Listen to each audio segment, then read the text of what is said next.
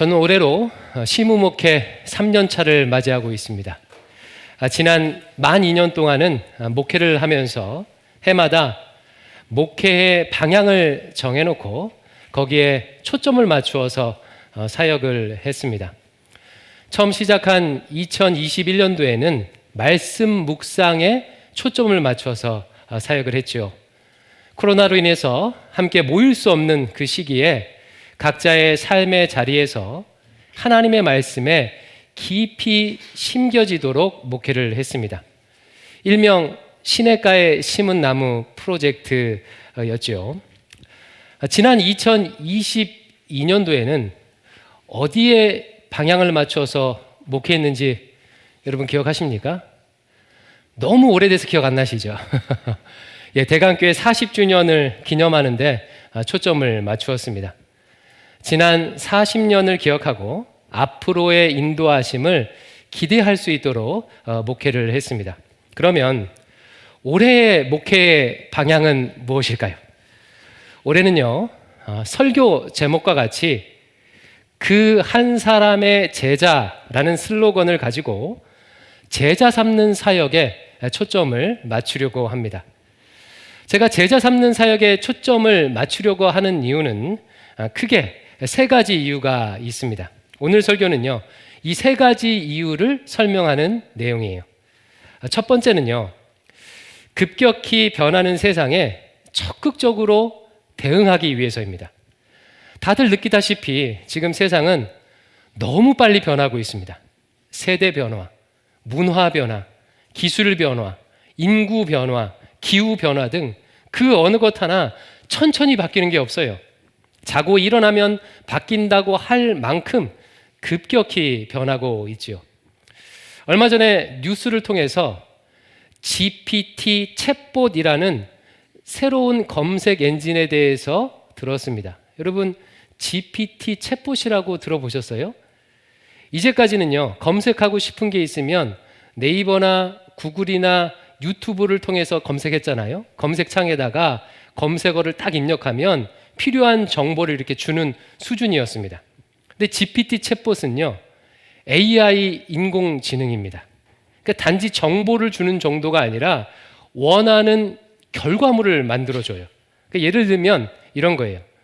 GPT 챗봇에게 해리포터라는 소설을 성경의 세계관에 맞추어서 새로 써줘 라고 하면 그렇게 새로 써줍니다. 여러분 너무 놀랍죠? 그래서 제가요, 실험을 해보려고 가입해서 실험을 한번 해봤어요. 아내를 감동시킬 만한 시를 하나 써줘 라고 이렇게 요구를 했더니 이 GPT 챗봇이요, 완성된 시 한 편을 써주더라고요. 상당히 수준이 있었습니다. 여러분, 세상이 이 정도로 변하고 있습니다. 그런데 문제는요, 변화의 속도예요. 너무 빠른 속도로 변하고 있기 때문에 적응하는 게 어렵죠. 개인도 그런데 교회라는 조직은 더 그렇습니다.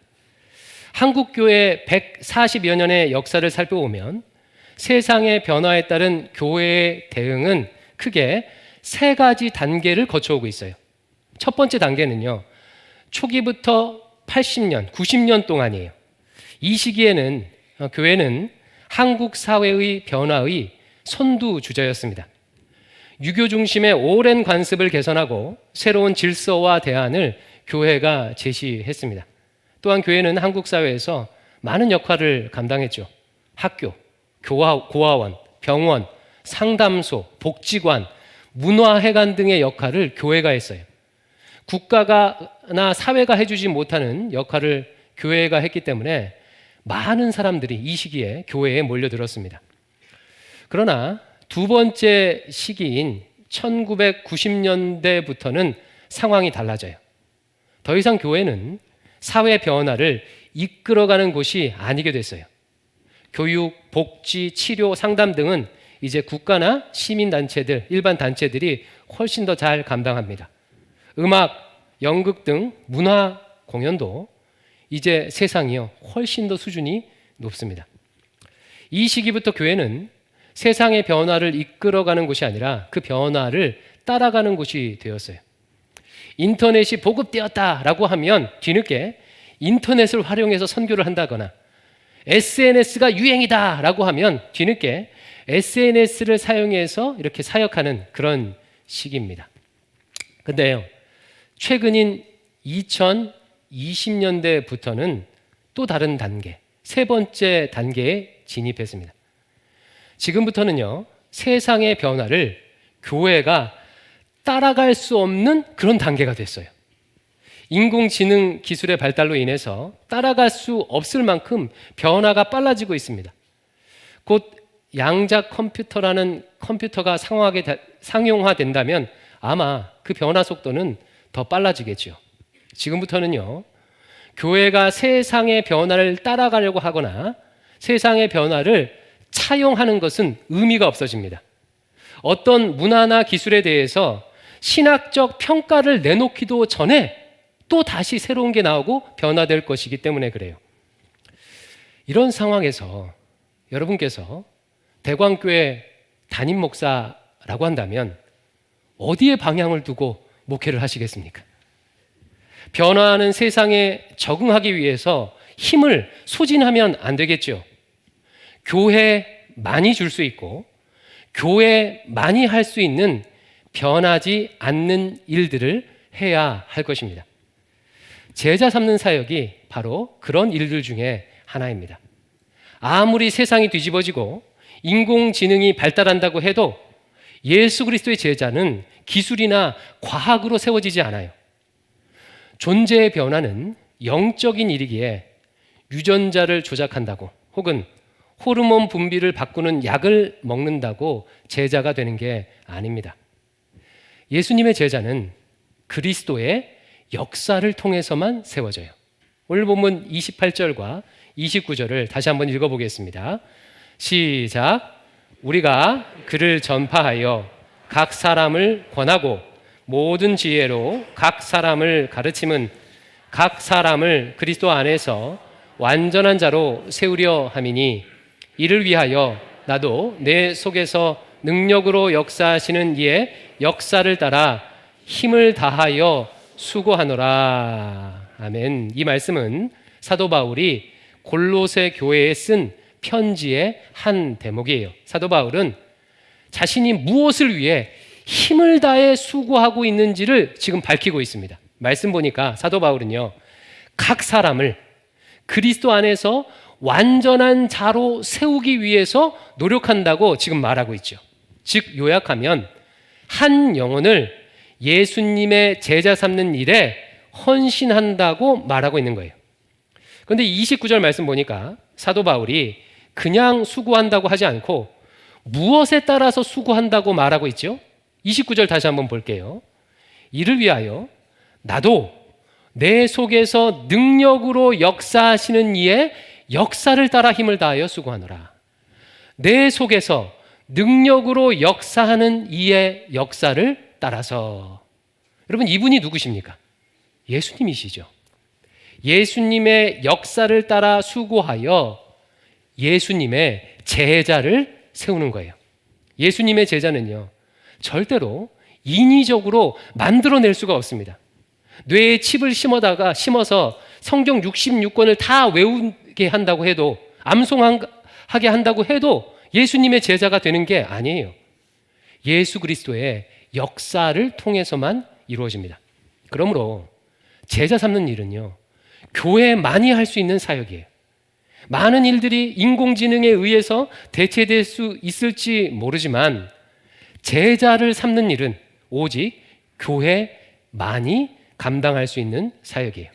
이에 저는 목회 환경이 급속히 변하는 이때에 더욱 적극적으로 교회만이 할 수 있는 제자 삼는 사역에 집중하려고 합니다. 여러분 개인도 앞으로 어떻게 인생을 살아야 할지 좀 곰곰이 생각해 보셨으면 좋겠어요. 만약에 변화하는 세상에 잘 적응해서 어떻게든 성공하려고만 한다면 아마 매우 피곤하게 살게 되실 거예요. 한 번뿐인 인생을요, 맞지 않는 옷을 계속 그 변화에 따라 갈아입으다가 이따가 시간을 다 보내게 될 것입니다. 그러면서도 또 어떻게 변할지 몰라서 초조하고 불안하게 될 거예요. 이미 최근 몇 년 동안 부동산 변화를 통해서 확실히 체감해 보셨죠, 그렇죠? 천정부지로 집값이 상승하더니 지금 집값이 또 급락하고 있습니다. 이런 변화를 잘 읽어서 한몫 잡아보겠다는 식으로 인생을 살지 마시기 바랍니다. 만약 그렇다면 그 인생은 롤러코스터가 될 거예요. 바람 잡는 삶이 될 것입니다. 뭔가 혹시 얻는 것 같아도요, 나중에는요, 별 의미 없는 숫자들만 인생에 남게 될 것입니다. 이럴 때일수록 변하지 않는 본질에 집중해야 합니다. 이것이 제자 삼는 사역에 초점을 맞추려는 첫 번째 이유입니다. 두 번째 이유는요, 지금 한국교회에 제자 삼는 사역이 강조되어야 한다고 생각하기 때문이에요. 한국교회는 교회 역사에서 유래를 찾아볼 수 없을 정도로 급속한 성장을 이루었습니다. 그러나 성장의 이면에는 심각한 후유증들도 나타났죠. 세상이요, 교회를 별로 신뢰하지 않습니다. 2021년도 목회 데이터 연구소가 실시한 설문조사를 보면 개신교회를 신뢰하지 않는다라는 비율이 대답이 76%나 나왔습니다. 심지어는요, 교회 다니고 있는 교인들마저도 30%가 교회를 신뢰하지 않는다고 대답을 했어요. 비신자의 4분의 3 가까이가, 그리고 신자의 3분의 1 가까이가 교회를 신뢰하지 않는 지경에 이르렀습니다. 왜 그렇게 되었을까요? 뭐 여러 가지 이유가 있겠죠. 근데 저는요, 그 중에 오늘 본문의 골로새서 1장, 오늘 본문에 나온 골로새서 1장 28절에 나온 이 말씀에 실패했기 때문이라고 생각합니다. 28절을 다시 한번 읽어보겠습니다. 시작. 우리가 그를 전파하여 각 사람을 권하고 모든 지혜로 각 사람을 가르침은 각 사람을 그리스도 안에서 완전한 자로 세우려 함이니. 28절은요, 사도 바울이 제자 삼는 사역을 어떻게 했는지 압축적으로 보여주는 내용이에요. 본문은 두 가지 강조점을 가지고 있습니다. 첫 번째는요, 그리스도 안에서 완전한 자로 세우는 것이 강조되어 있어요. 28절과 29절에 나오는 동사들은 이 완전한 자로 세운다는 이 동사를요, 수식하고 있습니다. 즉, 사도 바울의 사역의 목표는 신자를 그리스도 안에 완전한 자로 세우는 데 있었어요. 신약 성경 서신서가 말하는 제자란 바로 이 완전한 자입니다. 완전한 자. 신약 성경을 읽어보면요, 사복음서와 사도행전을 제외하고는 제자라는 단어가 거의 나오지 않습니다. 고린도전서 딱 한 번만 나와요. 그러니까 서신서에는요, 거의 나오지 않는 거예요. 대신 서신서는 오늘 본문에 나온 완전한 자라는 단어를 제자 대신 사용합니다. 완전한 자 혹은 온전한 자가 서신서에서 제자를 의미해요. 한국교회는요, 그동안 이 부분에 많이 부족했다고 생각합니다. 교인이 되도록 하는 데는 애썼는데 그리스도를 닮은 완전한 제자가 되도록 하는 일은 간과한 것 같아요. 한마디로 교인 숫자는 늘었지만 예수님을 닮은 제자는 별로 세우지 못한 거죠. 예수님께서는 마태복음 5장에서 신자들을 세상의 소금과 빛이라고 정의 내려주셨어요. 그러나 정작 우리의 실상은요, 교회 안에서만 소금과 빛이었지 세상에서는 자신의 욕망을 추구하기 바빴습니다. 고 오카는 목사님께서 살아계셨을 때 한 언론사와의 인터뷰에서 다음과 같이 말씀하셨어요. 오카는 목사님은 강남 사랑의 교회를 세우셨고 지금 우리가 하고 있는 제자 훈련을 만들지 않으셨습니까? 그러니까 이런 말씀을 하셨어요. 내 평생의 목회를 돌아보면 실패야.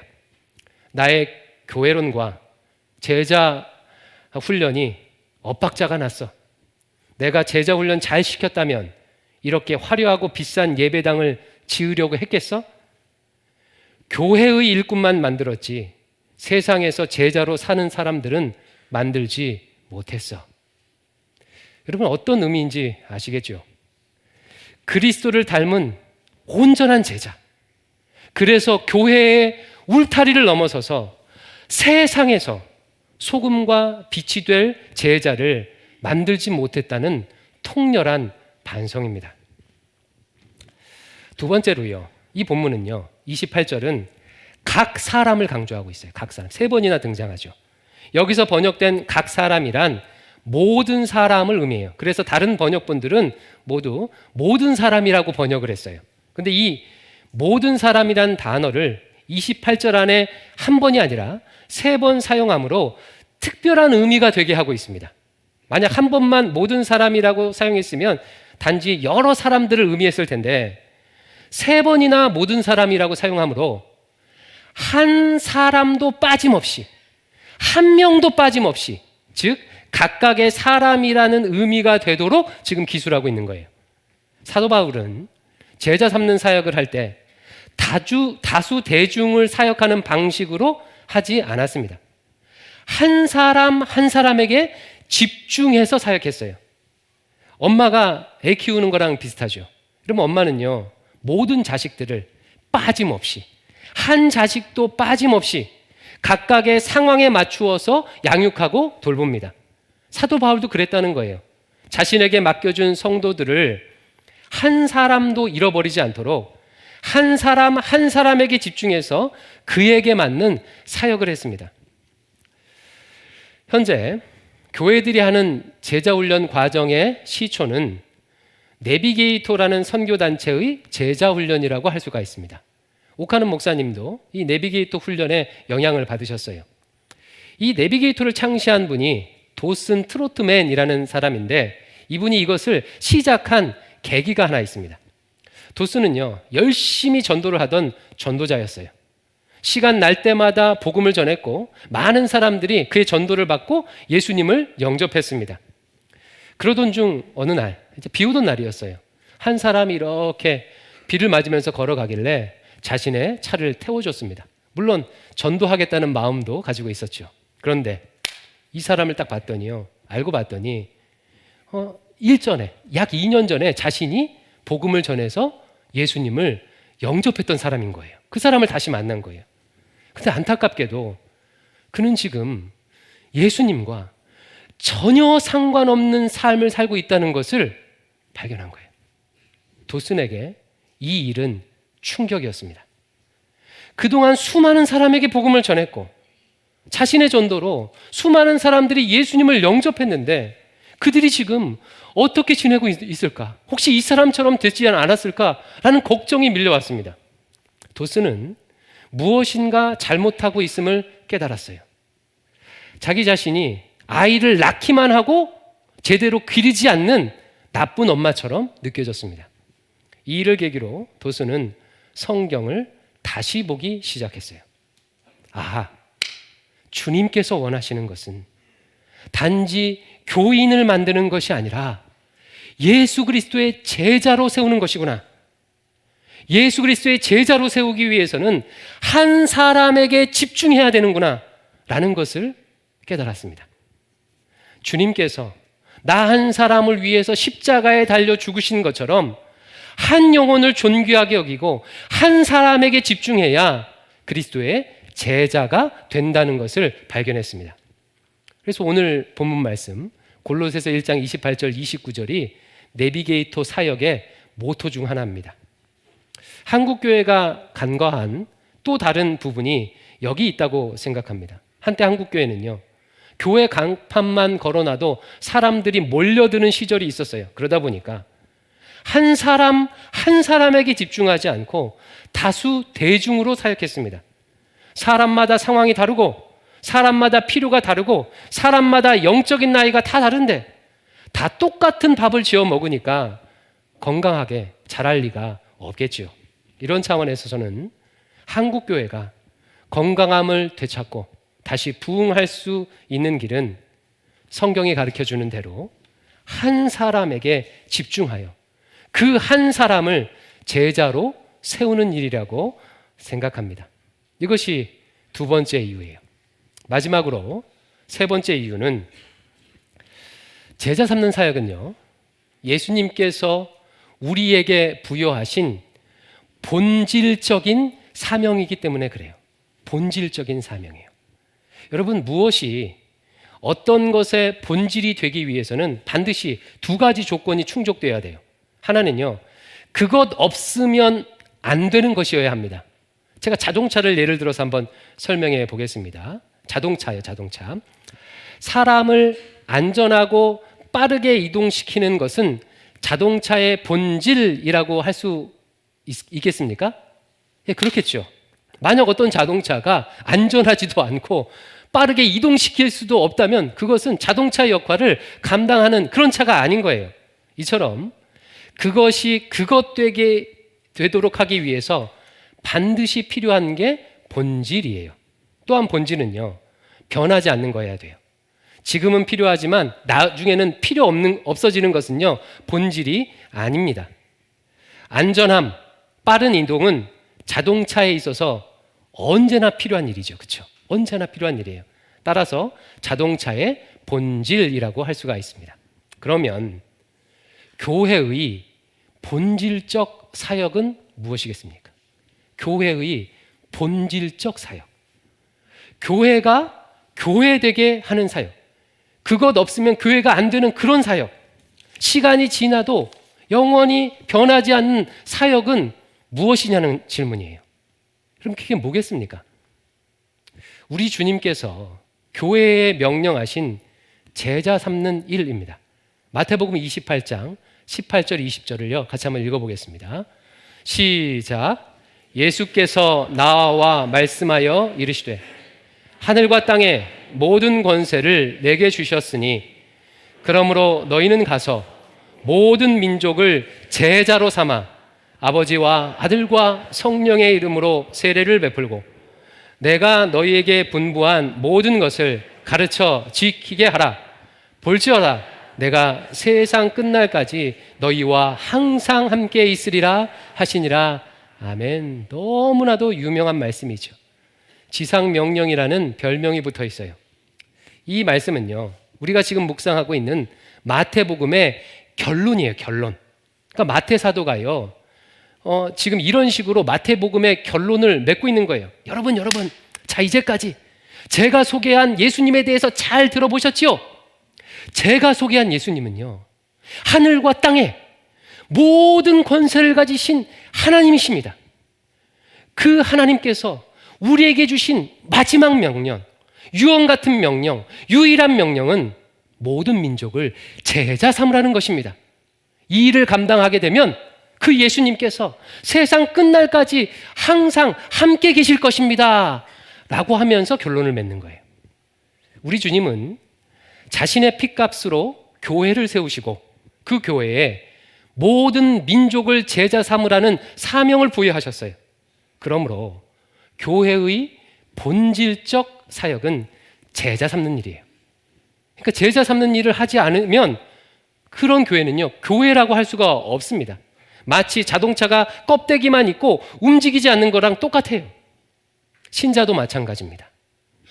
우리 예수님께서 하늘과 땅에 모든 권세를 가지신 분이시라고 진짜로 믿고 이 사명의 말씀이 우리 예수님께서 주셨다고 정말로 믿는 신자라면 제자 삼는 사역을 절대 간과할 수 없겠죠.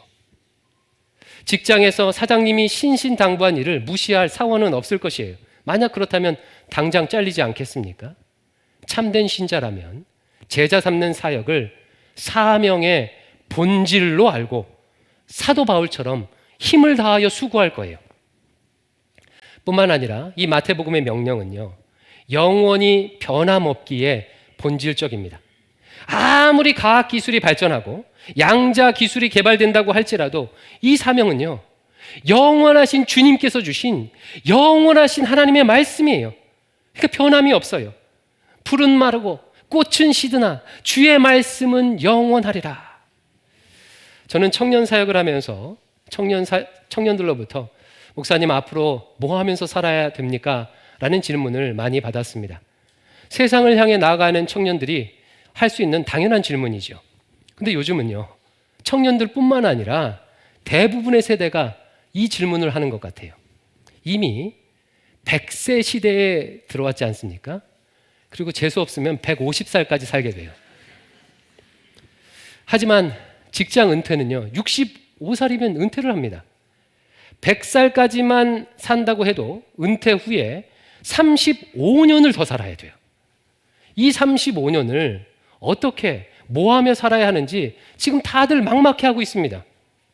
그래서 어떤 사람들은 그러니까 연금을 잘 준비해야 돼 라고 말하는 사람도 있고, 그래서 어떤 분들은 제2, 제3의 직장을 가질 수 있도록, 늙어서도 새로운 일을 할 수 있도록 미리미리 준비하고 공부해야 돼 라고 말하는 사람도 있고, 그래서 어떤 분들은 그렇기 때문에 그냥 하고 싶은 거, 진짜 자기가 좋아하는 일을 하며 살아야 돼 라고 말하는 분들도 있어요.